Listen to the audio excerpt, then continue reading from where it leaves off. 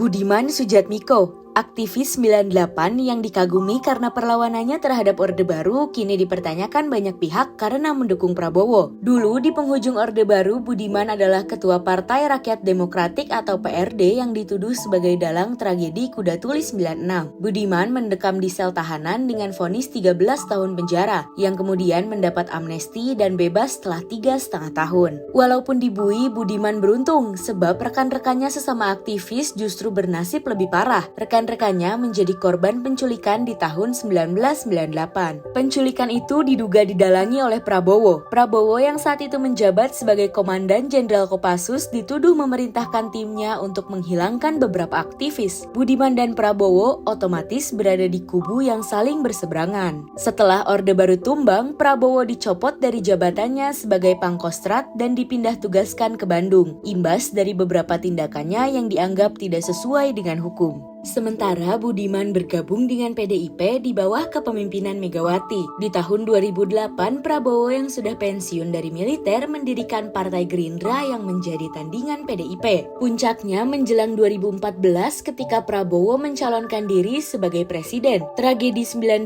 yang masih membekas di benak sebagian masyarakat membuat banyak orang memilih Jokowi agar Prabowo tak menjadi presiden. Begitupun pada pemilu 2019, Jokowi dan Prabowo kembali menjadi rival, walau akhirnya Prabowo bergabung di kabinet Jokowi. Dalam dua pertarungan sengit itu, Budiman berada di depan melawan Prabowo dan barisannya. Lewat media sosialnya, Budiman sering membuat cuitan-cuitan yang menyenggol Prabowo di akun Twitternya. Sontak, langkah Budiman yang menemui Prabowo pada 18 Juli lalu pun banyak dipertanyakan. Budiman menyatakan ia dulu memang berhadapan dengan Prabowo. Pernyataan ini disempurnakan oleh Prabowo. Menurutnya, mereka dahulu berseberangan karena kondisi, sistem, dan keadaan yang berbeda dengan saat ini. Namun, menurut Prabowo, saat ini keduanya memiliki keinginan yang sama untuk mewujudkan demokrasi. Kepada Budiman, Prabowo juga mengaku memang memberi perintah penculikan aktivis, tapi sudah mengembalikan semua korban penculikan ke rumahnya masing-masing. Mengenai aktivis lain yang masih hilang hingga saat ini, Prabowo mengakui ke Budiman tidak mengetahuinya. Budiman bahkan menyebutkan Prabowo jangan sampai terus diganduli masa lalu. Masih menjadi pertanyaan apa yang membuat Budiman berubah mendukung Prabowo yang dulu ditentangnya,